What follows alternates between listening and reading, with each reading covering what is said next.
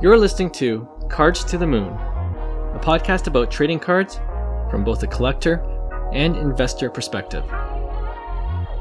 We hope you'll stick around for the ride as we take a deep dive into the state of the hobby, share some hot takes, hopefully some useful advice, and fun stories along the way. Welcome to another Friday edition of Cards to the Moon. My name is Clark from 5cardguys.com and 5cardguys on Instagram, Facebook, and on YouTube. It'll be a quick solo intro today because for the next hour or so, I'll be playing a pre-recorded interview with our hobby friend Darrell Chan, who's been on our pod before. He was at a big card show in the States earlier this month, so we usually like to get the lowdown from him whenever he comes back to Toronto. We also talked about the rise of vintage cards, as well as the Beckett graded card review process, which he did with one of his cards that actually got bumped up to a black label. So please stick around for that. But first, I just want to address one quick thing that was breaking news today, February 20th, which is when I'm recording this intro. And it's the unfortunate news of Victor Wembanyama being out for the season because of a blood clot in his right shoulder. Now, first and foremost, we hope that Wemby makes a full recovery. For any potential serious and even life-threatening injuries, it obviously goes beyond the game of basketball and, by extension, sports cards, of course. But because this is a sports card podcast, we do want to address how that might impact Wemby collectors. Now, many are going to wonder what to do with their Wemby cards, and honestly, I personally, if I had any, would be holding. Now, I'm not a doctor, and you do have to take everything you read with a grain of salt, but I'd be hoping for the best, knowing that he's 21 years old, and also hoping the initial prognosis by the Spurs, by their team doctors, is that it's an isolated condition. I also understand, though, if there are any sellers out there who just don't want to assume any of the risk and the uncertainty, which there is a lot of, especially this early in his recovery period. Now, I would expect some of his card prices, maybe many of his card prices, to drop as well. If you're a fan of Wemby, this might be the time to buy. I'm on record, and I've said it on this podcast before, that I was all in before obviously seeing this news. I was convinced just seeing what he's accomplished in this short period of time and the records that he was breaking. But I'll be honest, I don't have any of his cards at the moment, and I think I'm just going to be waiting on the sideline personally to see how he recovers before even considering buying any of his cards. Maybe I'm just that conservative when it comes to investing in bigger cards. But yeah, that's me. Sad news. We hope for a full recovery, like I said before. And I'm curious to see what you guys think about this whole situation. You can DM us on Instagram at Cards to the Moon, all one word, or at 5cardguys as well. All right, with that, let's play the interview I had with Darrell. Enjoy, and we'll see you on Tuesday. All right, let's welcome back our hobby friend Darrell Chan, aka DC, who is back in Toronto after spending time in the sunny state of California. While you were away, I don't know if you noticed, we've been having record snowfalls in Toronto. I've lost track of how many times, I had to shovel the driveway. So DC, now that you're back, did you miss all the snow while you were away? Well, I caught the tail end of it because when I got back home from my Uber, I saw a 6-foot snowbank in front of my house, and I literally left my luggage on the street, hopped the snowbank, was like hip deep into it, grabbed the shovel and had to dig like a trail. So on my IG, I posted my backyard, which was crazy just to get to my car. So it looks like a tunnel, like it happened. And then once that was done, I opened my garage. There was another 4 feet, which I had to get out just to get my car out so I can pick up my dog. So I've been lucky the last couple of trips where I literally missed the big snowfalls, and when I came back, it was melted and manageable. But this one was just stupid. We were lucky to get on the plane. We were delayed a few times, but we're lucky that we got on there and before that whole mess with that other flight that kind of The crashed Delta? and stuff. Yeah. Yeah, so we were That's lucky crazy. there too.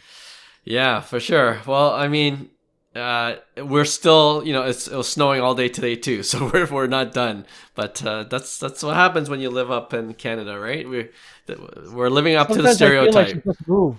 Like honestly, I don't know why I even came back.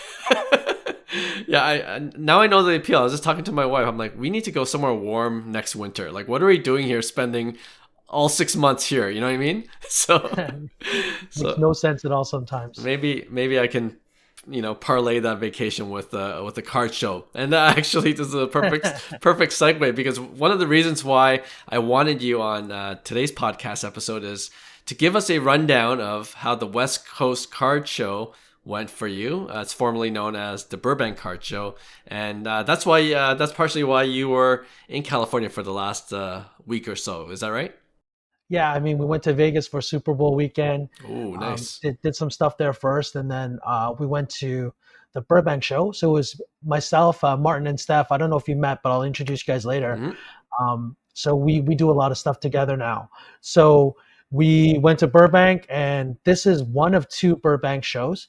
This one was in Ontario, Okay. and the second one in August is in Anaheim, and that show is a bigger floor plan. So I'm excited to set up there. Okay. This was my first time setting up at Burbank, and it lived up to all the hype for Yeah. sure. No, it looked like it from even all the different social media accounts I follow, and that were also at the Burbank Card Show. And again, I think it's one of the first times they're going by the West Coast Card Show official name. Is that right?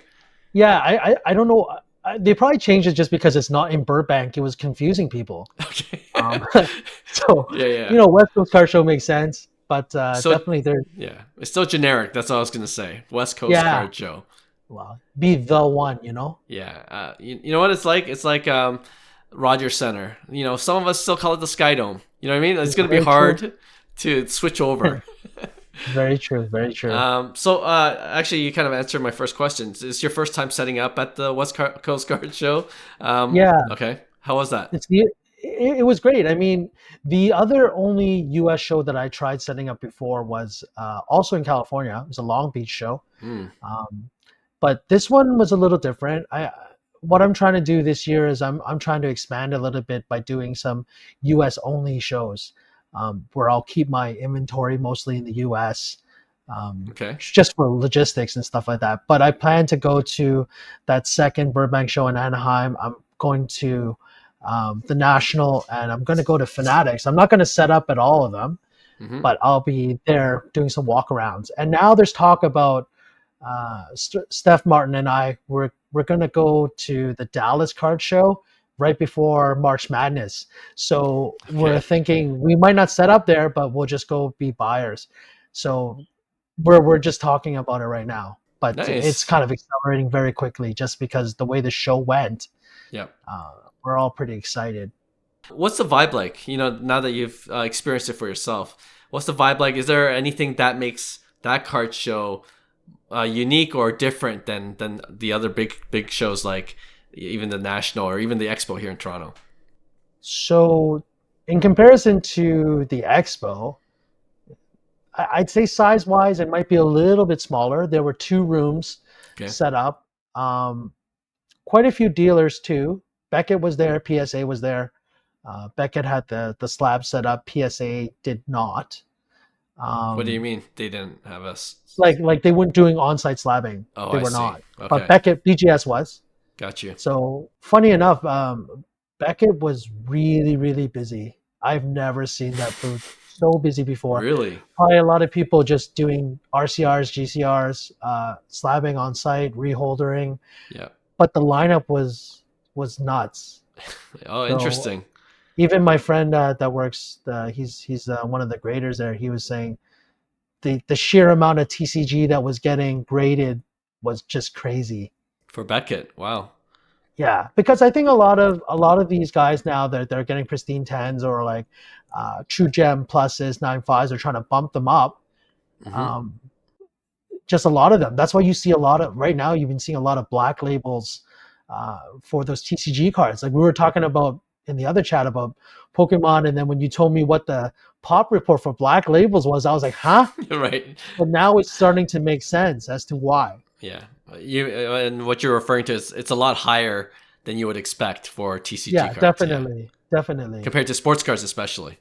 Yeah, I mean, getting sports cards bumped is It's difficult. I feel it's a little bit tougher. Yeah. I mean, I've had some success with a couple of things, of some stuff I sub for friends and stuff like that. Like the National, my buddy gave me a 8.5 Jordan, and we bumped it to a 9, which is a huge bump. Yeah. Right, for a Jordan card. Yeah.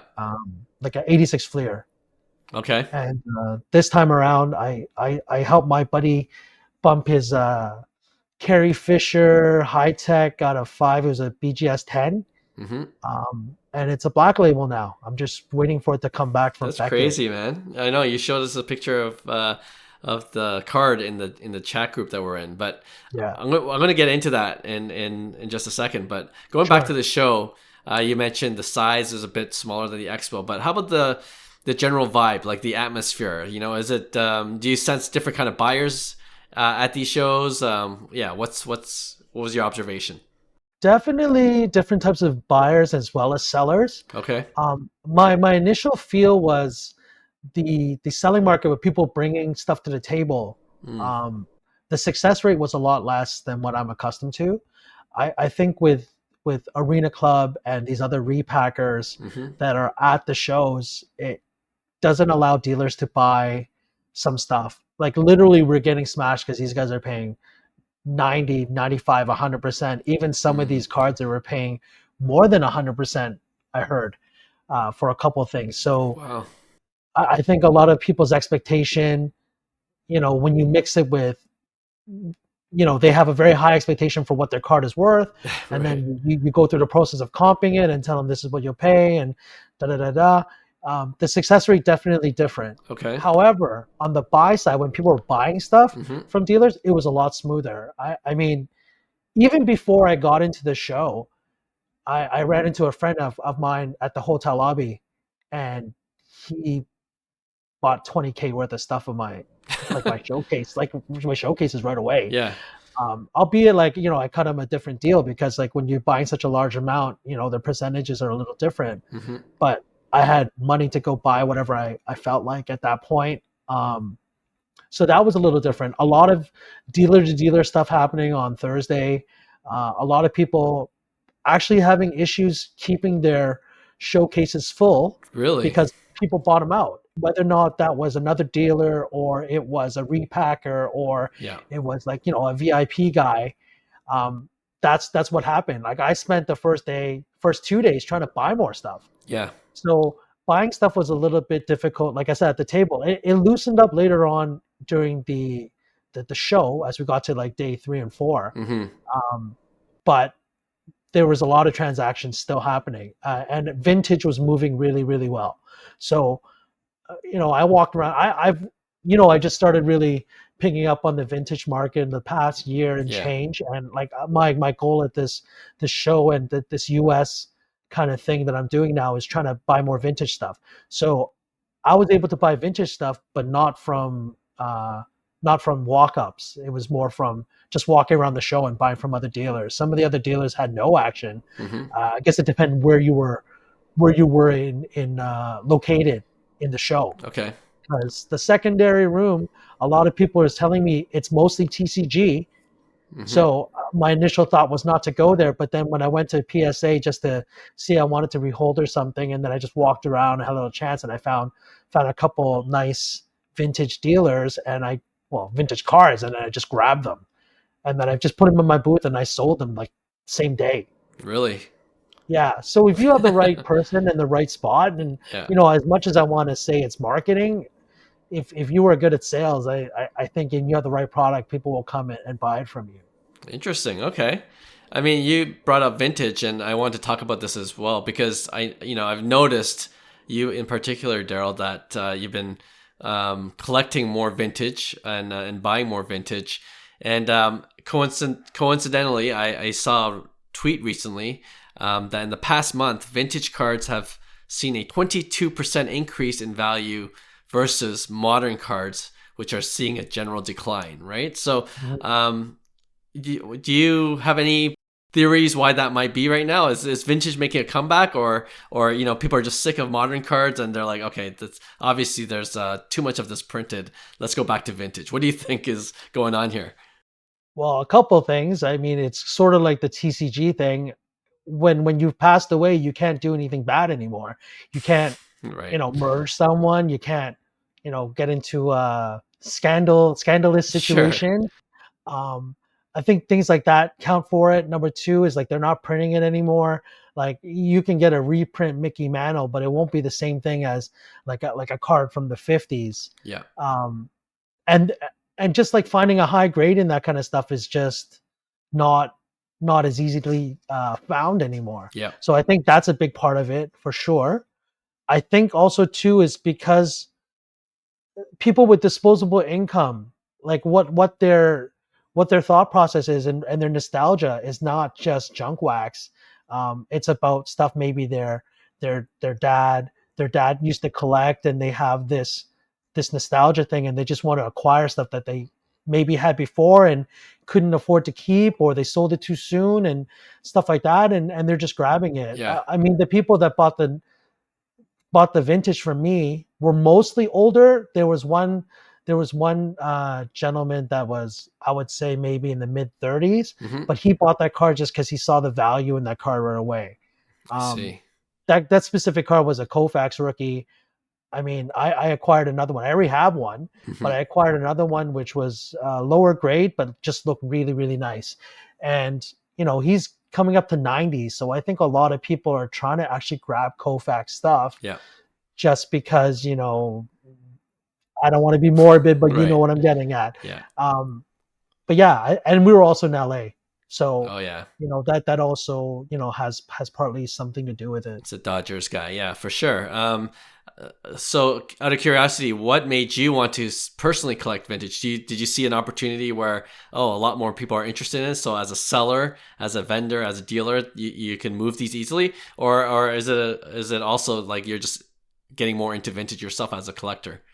I think when I acquired the first vintage card, which was that Babe Ruth, that Hmm. Gaudy 1933 Gaudy Right. Ruth, Right. Yeah. my thought process was is that I don't do a lot of shows.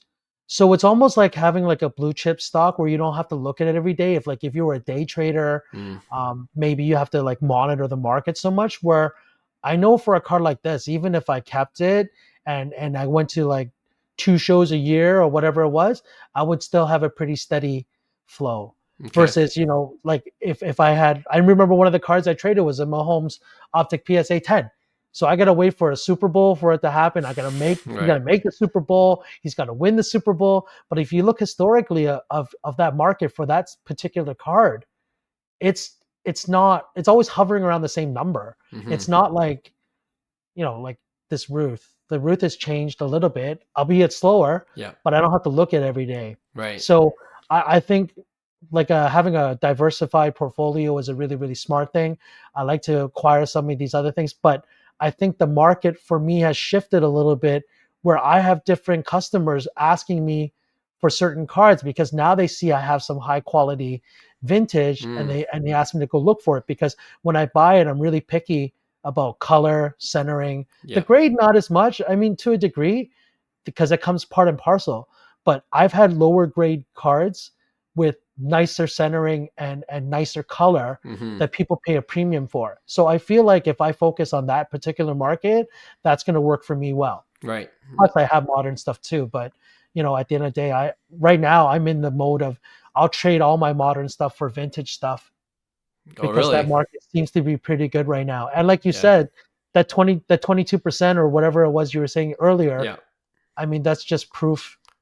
Yeah, no, for sure. The data doesn't lie right now, and knowing you as a collector and what you've been into, especially with the more modern baseball cards, and we always love still prospecting with rookies. It seems like that's a great balance for your collection too, right? Like Yeah, it's the other definitely. extreme, really. Well, I'm, Prospecting I'm kind to of yeah, trying to picking from both ends, right? I mean, right. I was pretty good at prospecting, uh, you know, less the Kevin My time.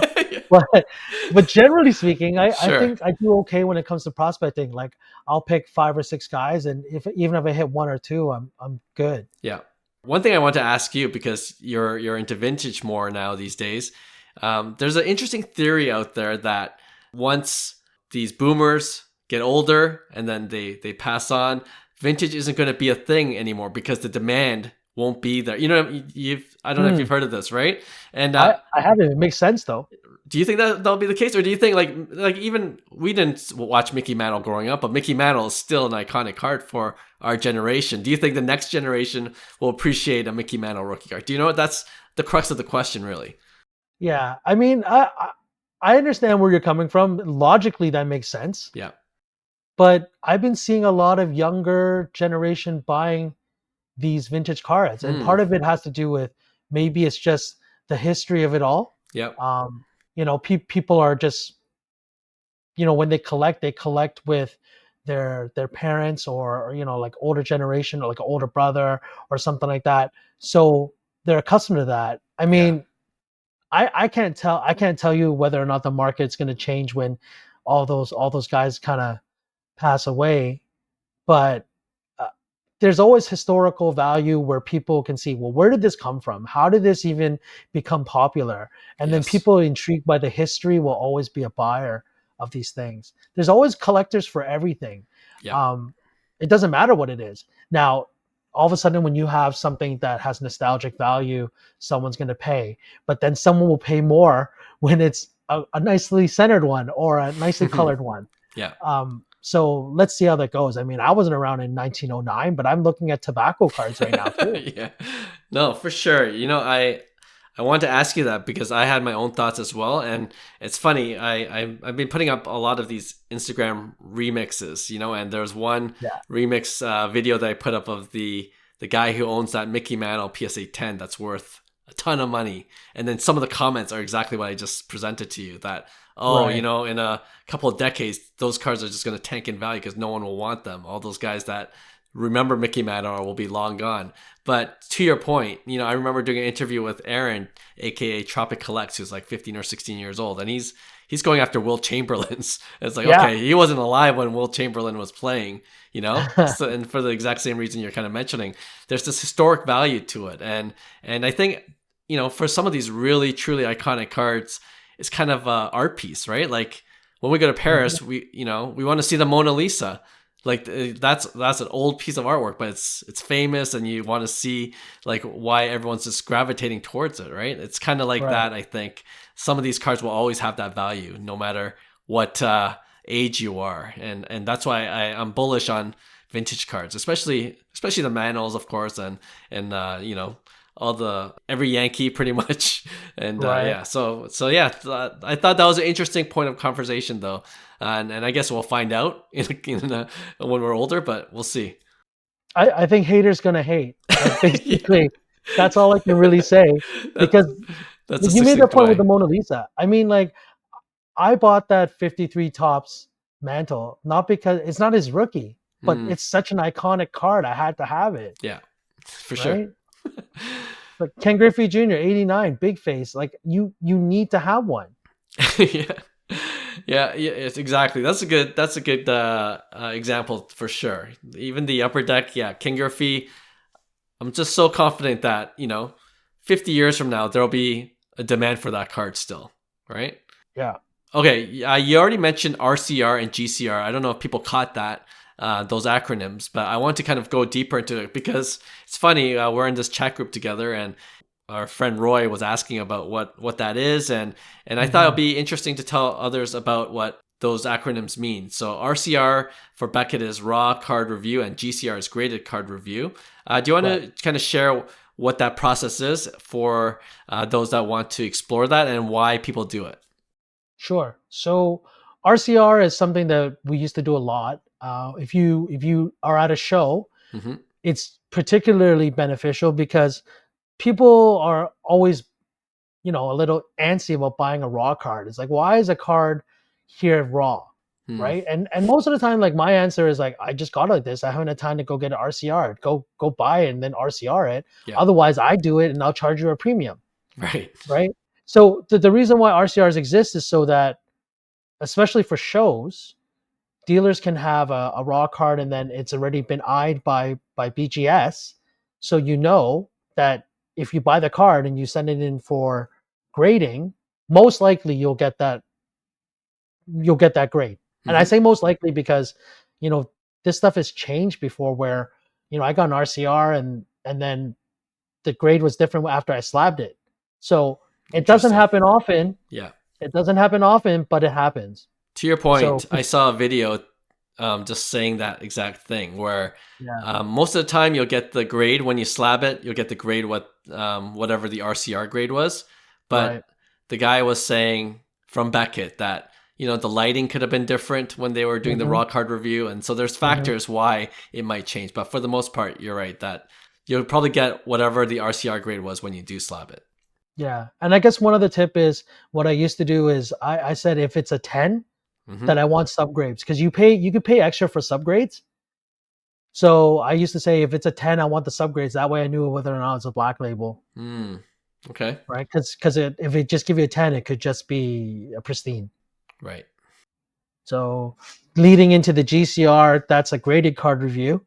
So with Beckett cards, they have those 4 different things that they grade on, you know, centering, surface, corners, and edges. So sometimes, you know, we all think, oh, this is a 10. I don't understand how this is not perfect, right? Or whatever it is. Obviously, we're not graders. I'm definitely not one. I usually have my friend look at the cards, as I've told you many, many times. Yeah. I can see centering pretty well. I can see if there's a crease, but when it comes to like surface and stuff like that, I really have no idea. At the end of the day, after we get a slab that has like the subgrades on it, the way the grading system works is sometimes you're only, you know, like a half point away or a point away to get an upgrade. So for GCR price at this show was $30 a card. I took a shot on a couple cards and I went 1 for 2, right? And it bumped up. Sometimes, usually when I try to do GCR, it's like from a pristine 10 to a black label. But I've also done True Gem Pluses where it's 2 9.5s and 2 10s. And then I try to bump up one of those 9.5 grades to a 10, and then it goes to pristine. So, you know, you don't always hit, but, you know, I take my shot. Like sometimes you get it. Like this one with that Princess Leia, that Carrie Fisher one is it's pretty crazy. That's pretty sweet. I just don't understand the process though. Like if it's with the GCR, do they also look at other slabbing companies? Like do they look at a PSA or do they only look at the Beckett graded slabs? This one, I'm not sure. I mean, I've only submitted Beckett stuff to them. I always feel that there's a little bit of a bias when you have another slab, right? Even like for crossovers and stuff like that, I always crack them out. I wouldn't cross them over. Right. I don't think there's as good a chance. You got a better chance when it's raw. That's true. I agree with that. But if it's in a BGS holder, definitely I'm taking chances with GCRs. So they're kind of admitting if they bump it up, it's like, oh yeah, we kind of screwed up. Do you know what I mean? Yeah, maybe different grader. It's quite possible. I mean, it's human error. Right. Sometimes it happens. But I don't know politically what I should be saying here. I'll just say that I'll take it when I get it, and if I don't get it, well, you know. Yeah, try. Fair enough. And you said it was only $30-$35 just to have them look at it? GCRs were $30 at the beginning of the show. RCRs were $25. I don't know if they increase because historically at the National, I know that when it comes to day 3 or 4, the prices go up. In the beginning, we usually try to sub them before the show starts during VIP or first day. Okay. But this one, they got an overwhelming number of subs. So even though I submitted mine on the first official day, I didn't get mine until the end of the day, not the next day, the day after. Oh, I see. So a couple days. Sometimes, like I even take shots if it doesn't work the first time. Yeah, I'll resub it again and hopefully get a different grader. Man, I could use a lot of tricks from you. Tricks it sounds so negative. I think it's just methodologies. Methodologies is the one, you know. All right, let's go with methodologies. So, no, I've never tried it, but now I'm intrigued. You know, or even like when I go on eBay and look for cards to buy, like I look at the subgrades all the time now. You know what I mean? You should always look at that. Yeah. I mean, even at Expo when I buy cards, I always look at the subgrades because I have a chance of crossing stuff over. Like I'll crack it out. You know me, I'll crack out stuff to try to go PSA. Even like SGC 9.5s, SGC 10s, but even 9.5s sometimes I've been pretty lucky. Right. So, depending on which subgrade is messed up, Yeah. I will take my chances. When it comes to surface and edges, maybe I'll take a shot. Mm-hmm. Because like, how can you tell me this edge is not good through like 2 layers of plastic, like the plastic and the sleeve? Right. Surface, like if I can see that, not me particularly, I'll have someone look at it with a loop and stuff. But if you see like a dimple or something like that, then maybe you don't do it, right? Mm-hmm. But when you submit these GCRs, they actually give you a piece of paper telling you what's wrong with the card too. Like where on the card. If it's a corner, they'll circle which corner. If it's a scratch, it'll show where the scratch is. Yeah. Stuff like that. But definitely always look at subgrades. I take shots with those all the time. And like I said, it works sometimes and sometimes it doesn't. But nowadays, a PSA 9 a lot of the time is very similar to the price of a BGS 9.5. Mm-hmm. But to go to a PSA 10 can be double, even triple the value. Yeah, no, it's definitely, it's worth the risk for some of these cards, like you were saying. And people that listen to the pod will know that that's what I did with the Mike Trout first Bowman Chrome. That worked out for me. Went from BGS 9 to a PSA 9. And then I flipped that to a BGS 9.5, buying a BGS 9.5 of a refractor. And then now people are saying the subgrade that got the 9 is the surface, which is what, there's a shot, like you're saying, there might be a shot where there could be a PSA 9 or even a 10 if it's if it's my lucky day, right? So you just got to take a look and see how much a 9 sells for and what a 10 sells for to factor whether or not the risk is worth it. Yeah. The one tricky part is, and what I learned from cracking out the BGS 9 was the surface was the lowest. So you're like, okay, I don't see any obvious dimples. And if it's a minor scratch, maybe, just kind of wipe it off. Yeah. And then submit it. But with the BGS slabs, it's hard to see even like all the scratches. Do you know what I mean? Like definitely. When you crack it out, you're like, oh shoot, I didn't see that there. Yeah. You're like, okay. That's definitely the risk. Right. I mean, like I said, you and I are not graders, so what we look for is different. But sometimes I've seen obvious stuff where someone didn't wipe their card and there's a fingerprint on it. So I know that one is wipeable, and then that's fine. Yeah. Right? That's an easy one, yeah. Anything with an 8.5 surface, I don't bother because I already know there's definitely something wrong. 8.5 usually indicates there's at least a dimple in there, which you can't fix. That's a good, good piece of advice. What do you think about tag grading? You know how tag has like the reports, right? And then they'll show you like, oh, this is exactly where on the surface why you got whatever the grade you got. So if it's like, oh, it's right here, it doesn't look so bad. Would you consider that as a methodology in terms of cracking out tags, looking at the report? Because it's all, there's QR codes, so you can look at the report online. And let me ask you a question. Yes. How many tag cards do you own? 3. Really? Yeah. Pokemon. Of what? Pokemon. Okay, so nothing super high end? No. So then it doesn't matter to you. But I'm saying, will you ever see a Mickey Mantle in a tag thing?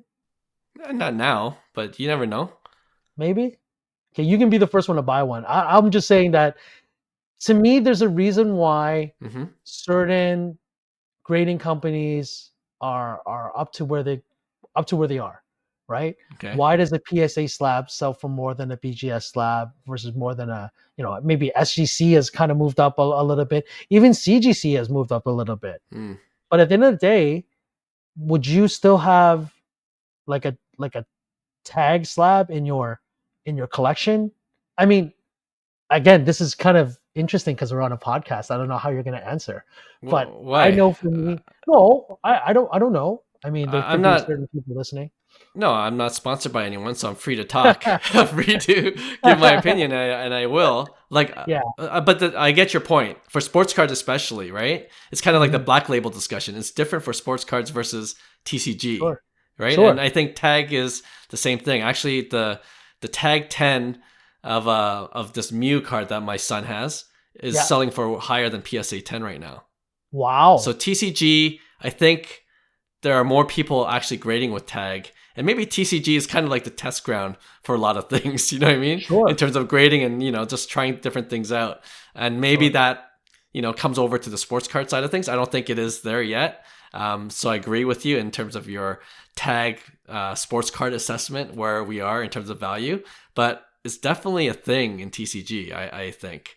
And I could see that perhaps, give it a couple of years, we'll start to see some nice baseball rookie autos and tag 10 slabs. I don't know, I feel like that's a Roy question.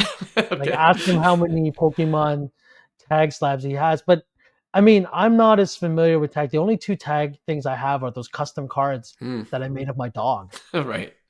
I Which thought is that cool. was really, really cool. Yeah. I mean, having them in a slab, I mean, their slabs are cool. I like the fact that they're clear and stuff like that, and that have this thing on the QR code, which is great. I just think from a strictly investment standpoint, it's not there yet. Yeah. No, fair enough. But I thought it was interesting in terms of where tag is with TCG. So I'll monitor that, and I could probably speak for Roy. Roy is a PSA guy. so I don't know how many tag, probably 0, but I can ask him next time. But if you're gonna buy tags, but you're saying that it's actually more expensive than a PSA slab, so I couldn't buy it and then crack it out and put it into a PSA. That's negative. But if you're telling me before that they're worth a little bit less, then maybe the math works out. The thing is, what I've seen some people do, not a lot, but they break it out of tag to try to get that BGS 10 black. That's the play. Yeah. Okay. So that's a good hint. I'm gonna look for tag slabs when I go. Albeit I'll probably buy the wrong Pokemon stuff. I mean, like, I seem to like these different characters that are worth nothing. But they're cool looking. You might be ahead of the curve. You never know with Pokemon cards, right? Yeah.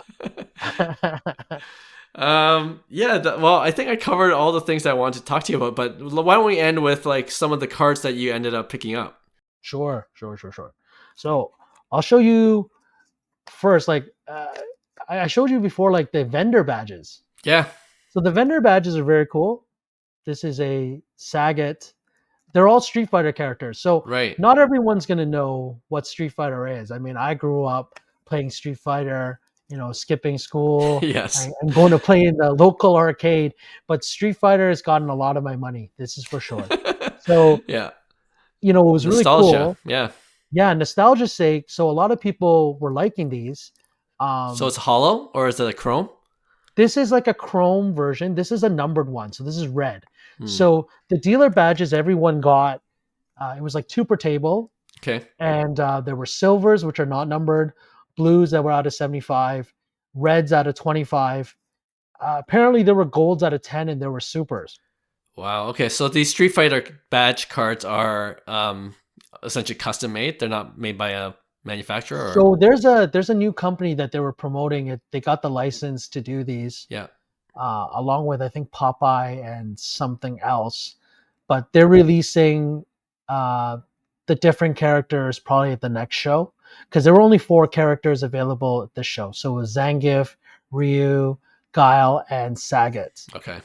So, I was lucky to open my own pack first as a dealer badge, and my second one was a blue Guile, and then I went around trying to buy these passes. So I bought a couple Ryus, red Ryus from this dealer, and I sold one right away, so I got mine for free. Nice.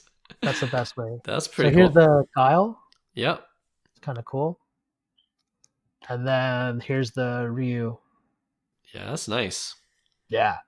So, I mean, like I said, nostalgia's sake, totally worth it. Yeah. On that front, do you think what do you think of, like, I guess these are like non-sports cards, but these kind of cards are kind of really becoming more in the spotlight?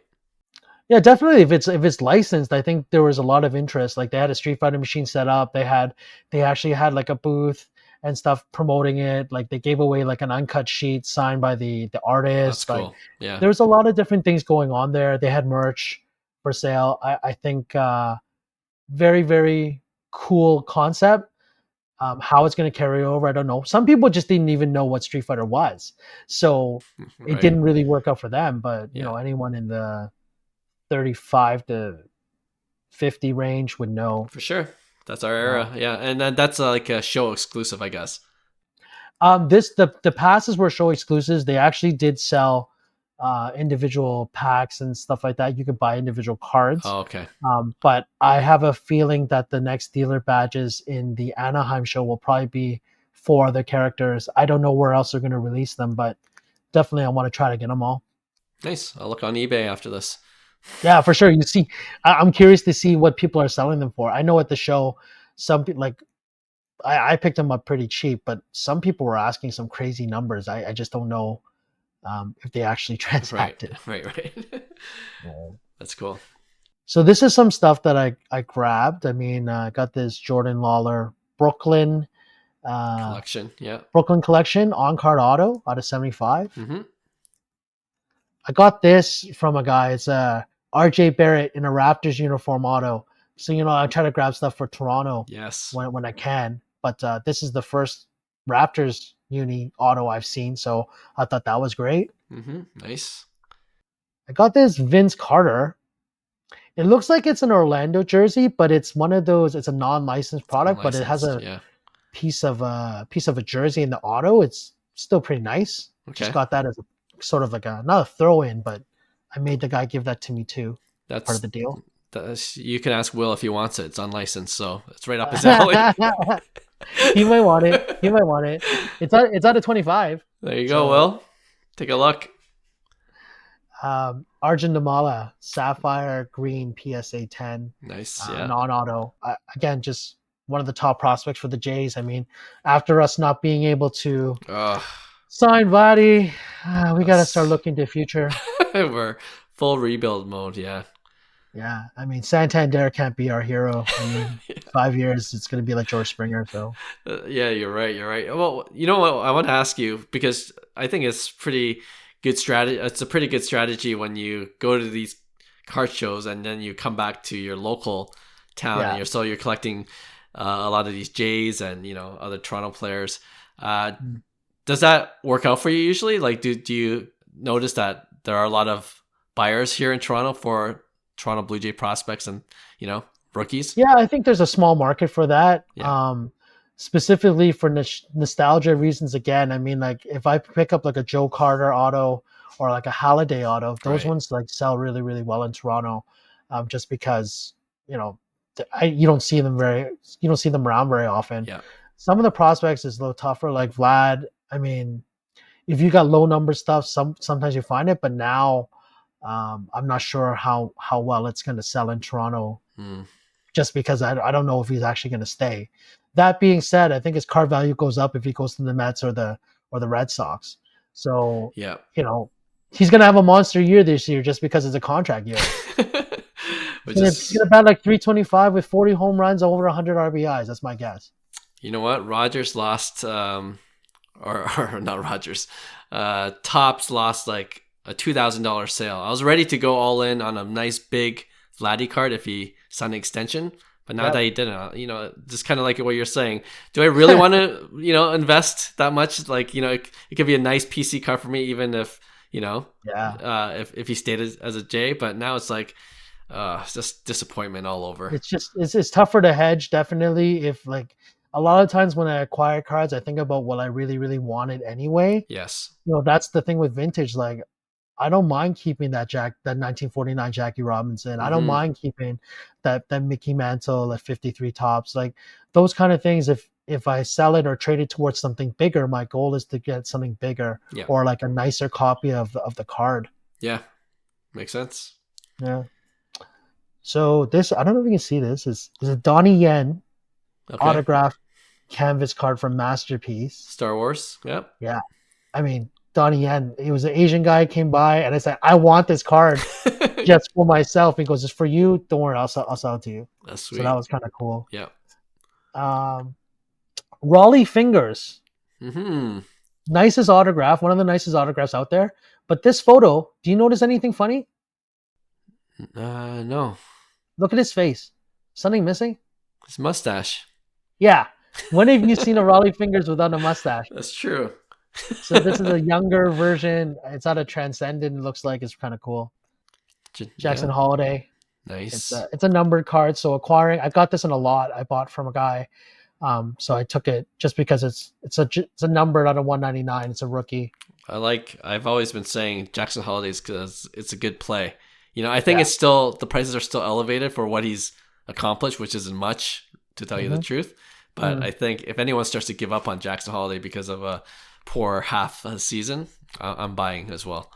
Oh, definitely. That team is ridiculous. Yes. Oh man. Full of young players that are really, really good. But they say his brother's better. Ethan, right? Yeah. Yeah. Can't wait to see him for sure. Hey, Brock Bowers.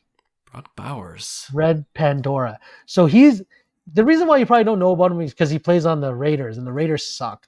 But this kid is the real deal. Okay.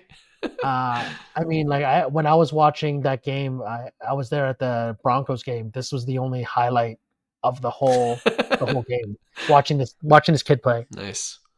So I think there's a lot of upside with him. I just buying some rookies now while I get a chance. Hopefully he gets traded or something.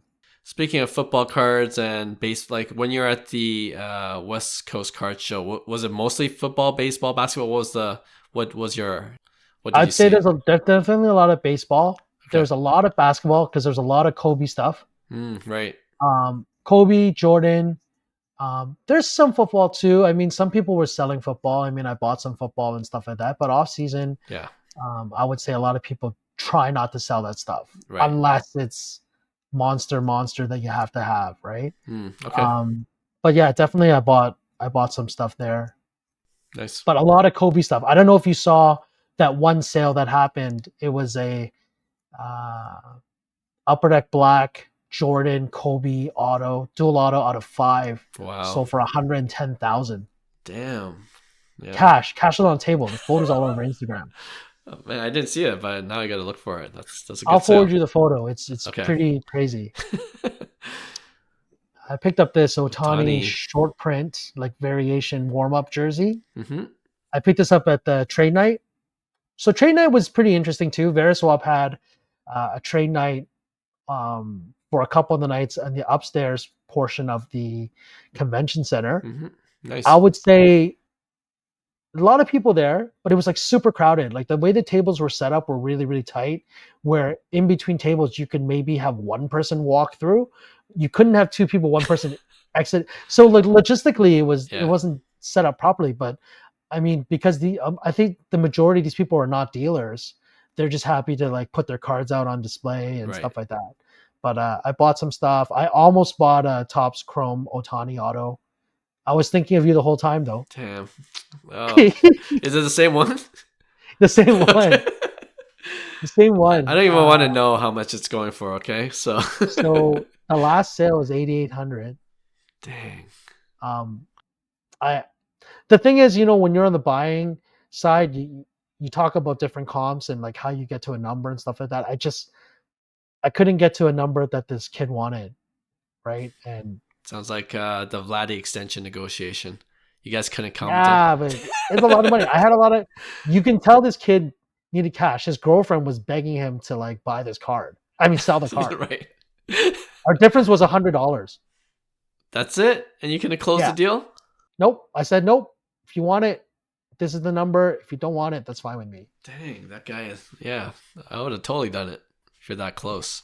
I think too, like I went past like a number I was comfortable at, right? I mean, when you see one outlier comp, it makes it difficult. I mean, albeit it's Ohtani. What was the grade? It's a 9.5/10. Oh, okay, BGS, yeah. Yeah, it's BGS. But whatever. It's okay. I can buy more. I go to Dallas. I think I'm going to the Dallas show. You said that, yeah. Why? Yeah. Why are you? Yeah. Because we're gonna go to watch March Madness in Vegas anyway. Okay. And it's like the week before, so we thought, this show was so good. Why don't we just go? Like, just pass by. Yeah. If we go buy some stuff, we buy some stuff. If we don't, we don't. If we trade some stuff, it's fine. Is it more as a like you're not setting up or anything? You're just going I to. don't think I'm going to set up. I feel that it's going to be a little different. I think it's a lot to set up. It's really draining, and particularly this show, I already felt like I did most of my deals was I was going out and buying stuff from other people, like either from another booth or someone walking around and stuff like that. I bought multiple Jordans. Like even though I mean, I'm gonna show you one. I only have one left, but I literally bought a Jordan and then next day I traded it for cash and a Soto. Oh yeah, I saw that Soto. Yeah. Yeah, so I'll show you. But so here's a CJ Stroud. It's a White. select concourse out of 35. Okay. So I figure buying him on a little bit on the low, and if it grades out, it's great for next year. That's a good card. Josh Allen, Prism Disco PSA 10. So the story behind this card is I bought a lot. It was a vintage lot, and I'll show you some of the cards after. But basically, one of the cards I got was an on-card early upper deck out of Ovations. It was a Kobe Auto on-card. Okay. So I was happy to get this deal done, right? I negotiated for this package deal. And then one of my friends was there, and he goes, "Hey, what'd you get?" Right? And I showed him, and he's like, "Hey, can I see the Kobe? Because I think you got to check something. It's a highly counterfeited card." Oh no. Something didn't look right to him. Yeah. And I'm glad he was there just because I might not have caught it. I just saw a Kobe on-card auto. The auto looked a little different, but I mean, it's not such a stretch that it wasn't authentic. Yeah. So basically what I did was after I did the deal, I took the card to BGS first to see if my friend was there to give me some insight on it. But my buddy left already in the morning. So I went to JSA and I paid the $100 fee for them to authenticate the auto and the card. So now I'm waiting an hour. The dealer that sold me the card, he's like, DC, don't stress about it. If it doesn't come back authentic, we'll work something out. So I felt better about that. It says a lot about dealers too. Some dealers are just really bad, but this guy was like, nice, yeah. Like I'm gonna make it right regardless. Obviously, I hope that it's real, but if it's not, then we'll work it out. Because obviously, like I did a very big transaction with him, so he's happy, and we're gonna try to build like a loyalty and a long lasting relationship there. So fast forward an hour later, I get the message. I go pick up the card. And he's like, "The card is fake. The auto is fake. No way. I'm sorry." Right? So that was kind of bad.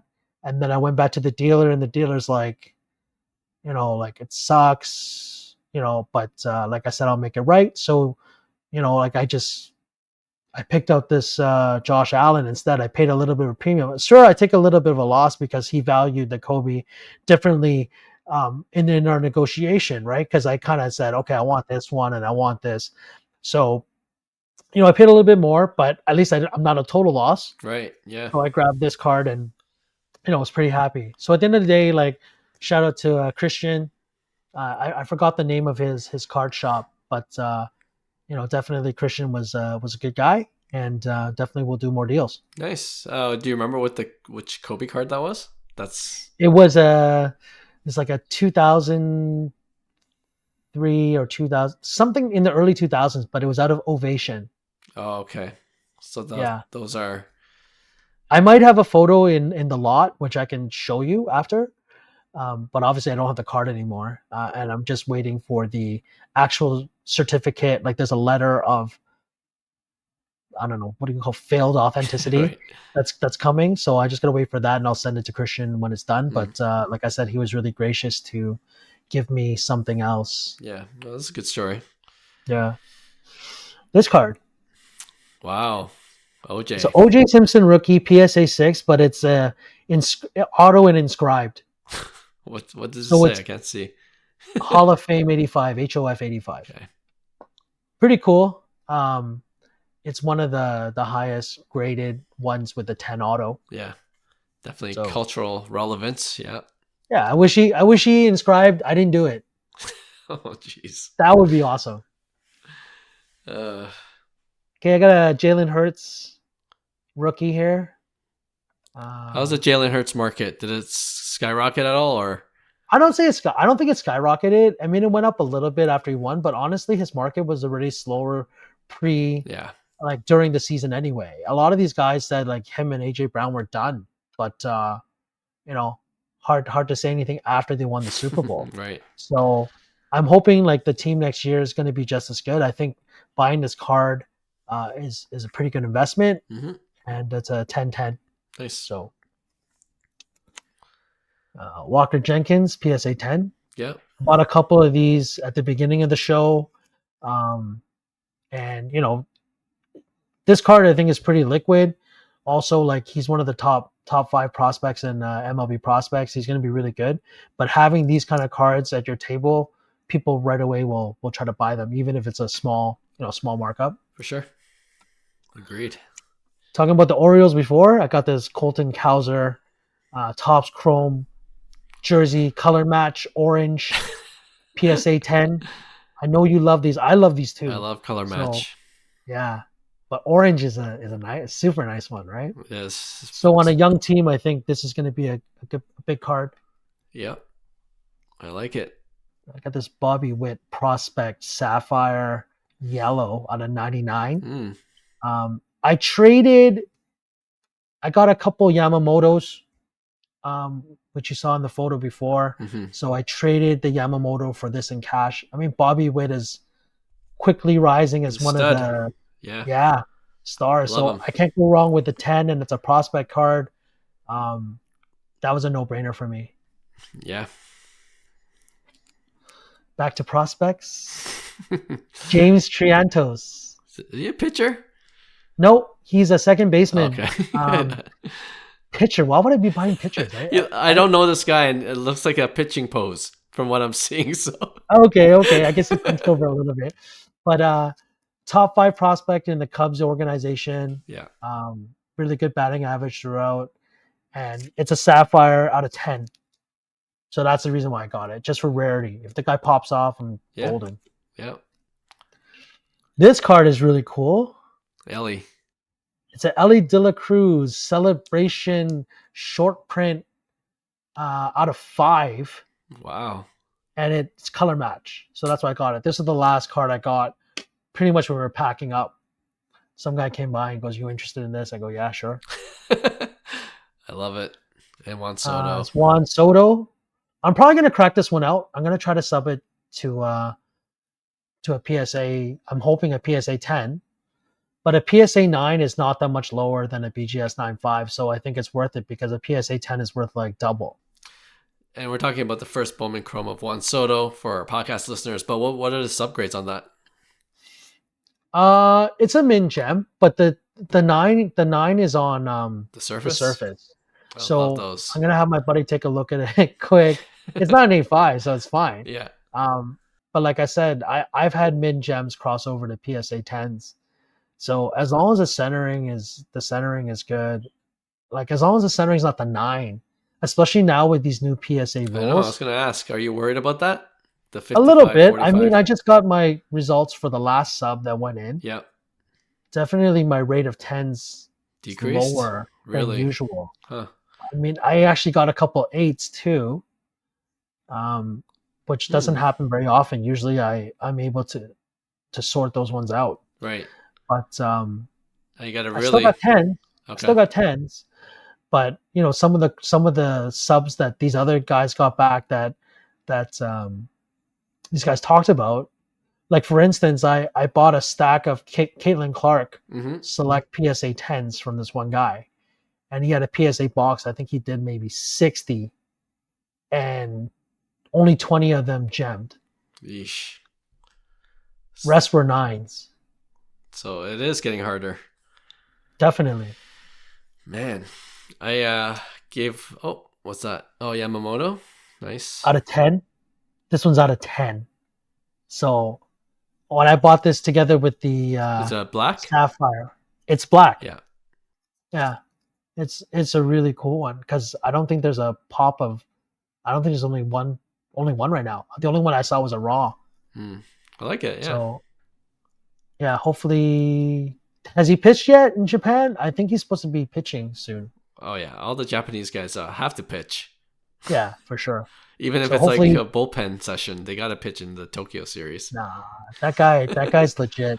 Hopefully after the injury last year, he's okay. Yep. That should be a great series. There it is. MJ, 1986 Fleer. What was the grade? So this is a PSA 7, but look at the centering. It's beautiful. It's nice. So this was the other one I got. I actually picked up an 8.5 as well on the second night or third night. And I bought it outright and then traded it for that Soto in cash. So I come out on top a little bit. But, I only did that because I picked up the 7 too. Right? So I really like the 7. And like I said, this is where the eye appeal comes out more than what the grade is sometimes, because when people see the card, it's like, that can't be a 7. That's got to be higher. Right? So yeah, pretty happy about that one. This is kind of cool. It's Bob Uecker, but autographed. Rest in peace. I mean, I think of Bob Uecker, I think of Major League. Yeah, it's the announcer. Yeah. Picked up this. Nice. Mickey 1956 Mantle Grayback. PSA 1. I mean, but look, the centering is really good too, right? I mean, the corners might not be amazing, but the centering color really good. So eye appeal. These low, yeah, these low graded mantles and stuff like that, as long as you have good eye appeal, they'll move. They'll move very quickly. Good advice. This is one of the raw cards that I bought. It's a Nolan Ryan rookie. I mean, it looks really, really good. I'm hoping for a 5 just because of the centering. But if it comes back a 6, that's really, really good. But even a 5 is pretty good for what I paid for this card. Nice. You're not nervous when... that lot. Oh, that lot. Okay. You're not nervous when you buy vintage cards raw? Well, I mean, the way I kind of judge it is by who the seller is. He told me the story of how he bought it and stuff like that. So I wasn't too concerned. Obviously, you take a small risk when it comes to that. But if you're buying from a trusted dealer, sure, I don't feel really bad about it. And then my friend had made many purchases from him before. So that goes to say it's like a vouching system, right? Yeah. Okay. So this is one of the big ones. It's a 1956 Mantle Grayback, but a BGS 6. Yep. So you can see the centering is crazy. The corners are nuts. The color's amazing. So I'm probably going to crack this one out and send it PSA direct. Because if it comes back a 5, I might be close to even. But if it comes back a 6, I'm up a lot. That'd be awesome. And the same thing with this one. 1953 Topps Mickey Mantle BGS 6. And I have I have an altered version, right? That looks really amazing too.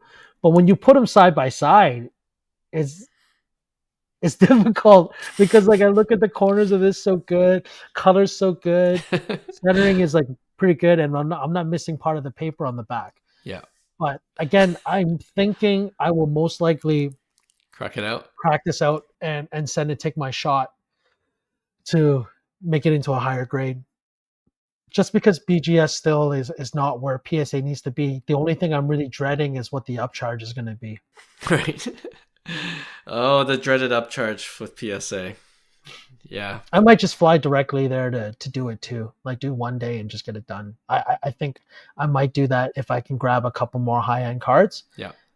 And then just go do it.